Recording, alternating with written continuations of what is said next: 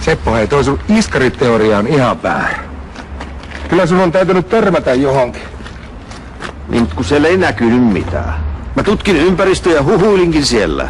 Ja ei kai se jänistuu sieltä metsästä sulle huutamaan, että täällä minun sat... Ai helveti!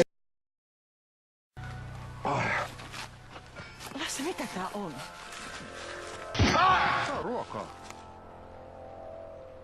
Niks, henki pois. Toit sä tänne aseen mukaan?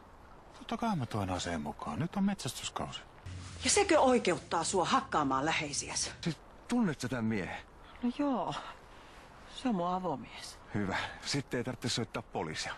Mitä sä oikein herätät poliiseja? Mulla on lupa tähän aseeseen. Mutta se sotii tän leirin teemoja vastaan, joita ovat Jumaliste! rakkaus ja tasapainoinen luontosuhde. Pannaan pupu vartaaseen, niin siinä on tasapainoista luontosuhdetta koko porukalle.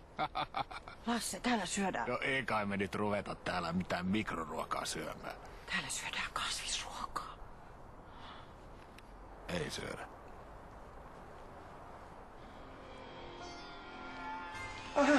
Mä oon siis oikeessa. No missä hemmetissä? Mansikat. Kiitoksia ja tervetuloa uudestaan.